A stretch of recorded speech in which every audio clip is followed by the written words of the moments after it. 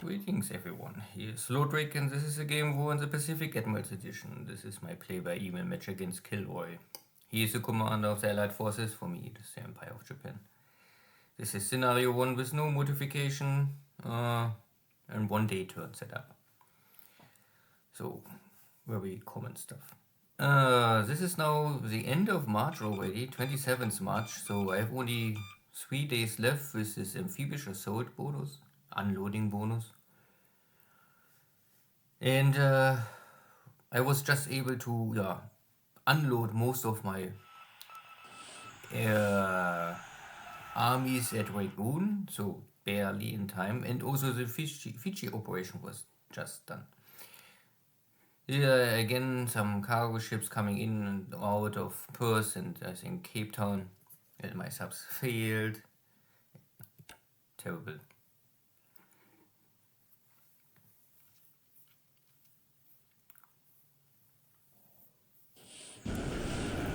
But this damage, already damaged AK, get a second torpedo hit, so a little equipment left, but most of it is already unloaded at the wake.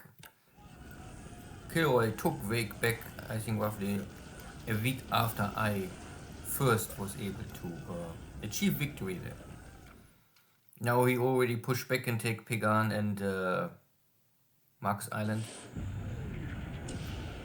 This is a tanker, nothing too big, but this is also the Cape Town line, 2 torpedo hits, so 100% hit chance. This time was more successful. And of course 2 torpedo hits is always a kill for cargo ship at least.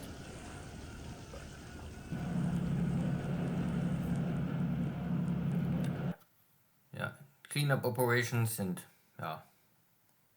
nothing more really with much impact in the Dutch East Indies. All major bases are already conquered. What is left is Darwin. To secure more or less that there's no big major bases. For the Allies left to mess up with submarine operations at Java Sea in the long run.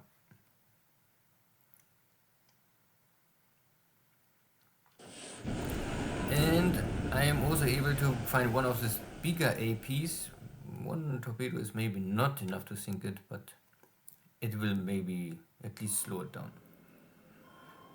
Here's a rowboat at Pago Pago. Yeah, I already had some recon information that KilRoy built up Pago Pago, so this is a base I must have in mind in the future.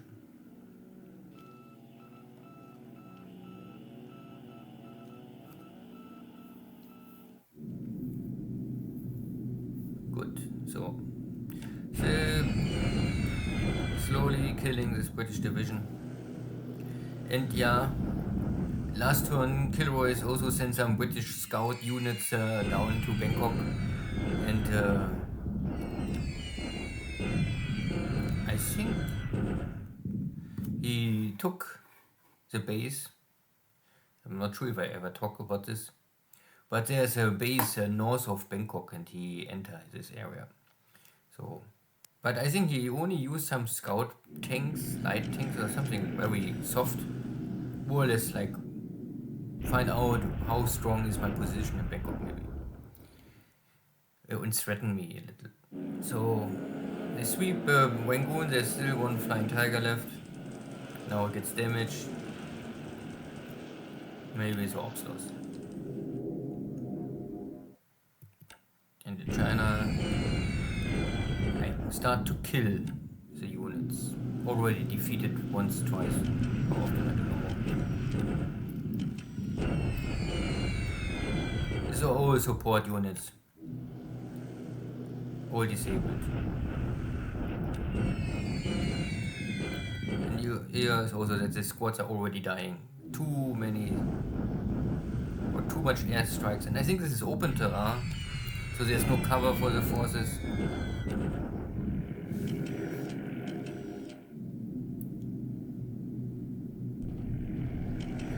And SB3s are big. Today I have no Oscars here.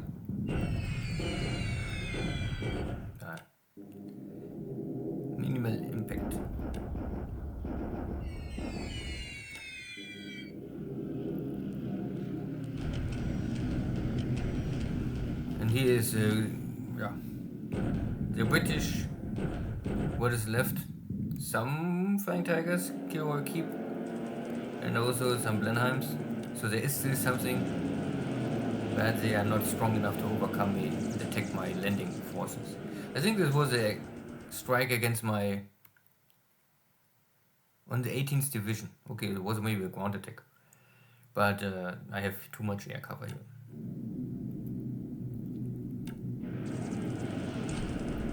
No chance. So I not even must watch this because this is really only killing of enemy bombers. Maybe more fun to watch killing enemy bombers and that your own bombers gets killed, but still it is yeah,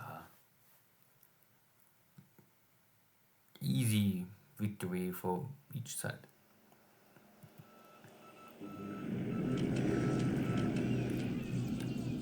My cell is Key-21s out of Singapore, supporting still operations on North Sumatra. I always keep my bombers in normal range. In the moment I am not more in normal range, I will normally redeploy them. And because this is, I think, my invasion fleet for Darwin, they're coming some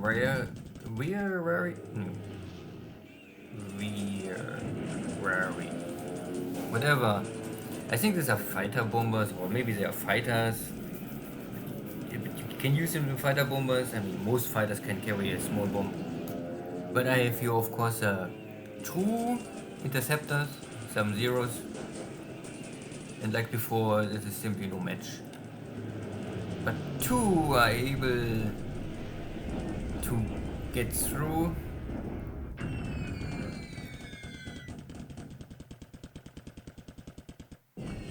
Luckily they both miss. And even if they hit, they're carrying 100-pound bombs, two of them, but well.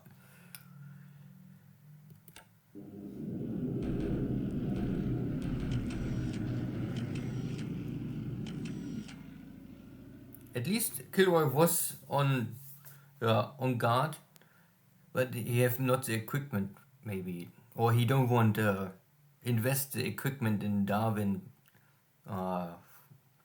It's also hard to get really, I think, heavy units to Darwin via land. You must ship them, and I took Port Moresby very early on, so there was no wait for him to ship north of Australia, at least not the northeast side.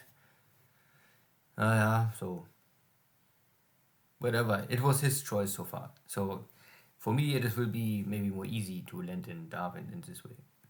I had always some subs in Darwin port on guard, and they also find nearly nothing. I think one or two cargo ships in all of the weeks. Good. This is only some small bombardment and no land battle today.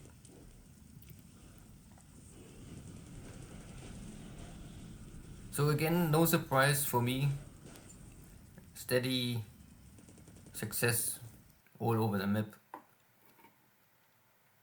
But I'm not more sure where KilRoy his carriers are. So this is a big question mark for me. My zeros did the drop. Kill ratio 28 to 6. And KilRoy lost all of his Blenheims and also very and for me it was in total 4 zeros going down by ops losses or direct kills, plus some smaller other equipment, also one Flying Tiger. So out of this 6 airframes, 2 are wounded and 1 are killed. Yeah, good. This will always happen. Again, reported Dutch sub is sunk, but I don't know where and why, and I hear no sound, so I don't believe it. What is true is maybe this cargo ships go down. Yeah, I hear this sinking sound, and the tanker had 2 torpedo hits. Is for sure also dead. But again, it's okay, but nothing really too important.